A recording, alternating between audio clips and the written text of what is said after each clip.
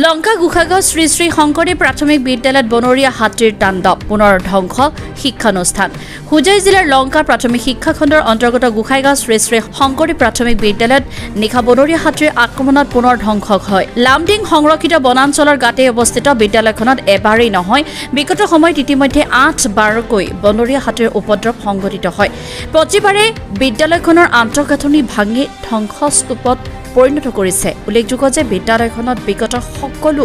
গুণোৎসৱত A+ লাভ কৰি অঞ্চলটোৰ গৌৰৱ বৃদ্ধি কৰিছিল কিন্তু বিদ্যালয়খনত হাতীৰ তাণ্ডৱে এতিয়া ছাত্ৰ-ছাত্ৰীসকলৰ বাবে উপযুক্ত এটা শ্ৰেণীকোঠাৰ অভাৱ সৃষ্টি কৰিছে লামডিং বনাঞ্চলত বাহৰ পাতি থকা প্ৰায় ৬০-৭০ জনীয়া বৃহৎ বনৰীয়া হাতীৰ জাকটোৱে বিগত এক সপ্তাহ ধৰি গোসাইগাঁও আৰু হাৱাইপুৰ অঞ্চলত নিশা হলে তাণ্ডৱ চলাই জনজীৱন বিপৰ্যস্ত কৰি তুলিছে স্থানীয় ৰাজ্যে নিশা বেনিদ্ৰ ৰজনী কটাবলগীয়া হৈছে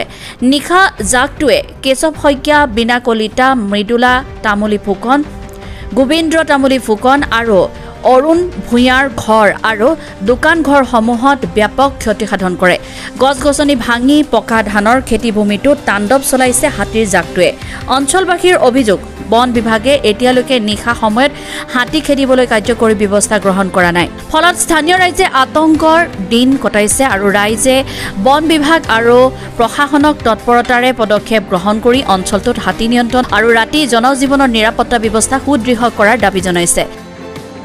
bureau report Assam north east news live জুৱানিশা বনৰীয়া হাতীৰ জাক এটাই লংকা প্ৰাথমিক শিক্ষা খণ্ডৰ অন্তৰ্গত গোসাইগাঁও শ্ৰী শ্ৰী শংকৰদেৱ প্ৰাথমিক বিদ্যালয়ত ক্ষতিসাধন কৰে উপদ্ৰৱ চলায় আৰু বিদ্যালয়খনৰ খিৰিকী ভাঙে ভিতৰৰ আচবাব পত্ৰকে ধৰি বিভিন্ন সা সামগ্ৰী বিস্তৰভাৱে ক্ষতিসাধন কৰে এইবাৰকে ধৰি বিদ্যালয়খনত মুঠ ৮বাৰলৈ বন্যহস্তীয়ে আক্ৰমণ চলালে যাৰ ফলত বিদ্যালয়খনৰ আন্তঃগাঁথনি একেবাৰে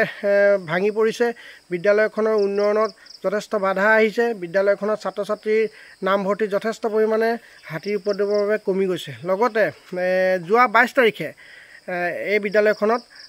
বন্যহস্তীয়ে আক্ৰমণ চলাই যথেষ্ট ক্ষতিসাধন কৰিছিল আজি দুমাহো নহ'ল পুনৰ আজি যোৱা নিশা বন্যহস্তীয়ে যথেষ্ট ক্ষয়ক্ষতি সাধন কৰিলে এতিয়ালৈকে বন বিভাগৰ লোক অহা নাই আৰু বন বিভাগক এই বিষয়ে সময়ে সময়ে আমি অৱগত কৰিছোঁ লিখিতভাৱে কিন্তু কোনো ধৰণৰ কাৰ্যব্যৱস্থা গ্ৰহণ কৰা নাই যাৰ ফলত বিদ্যালয়খনৰ সুৰক্ষাৰ প্ৰতি যথেষ্ট ভাবুকি আহিছে আৰু বিদ্যালয়খনৰ অস্তিত্বই হয়তো ২ বছৰ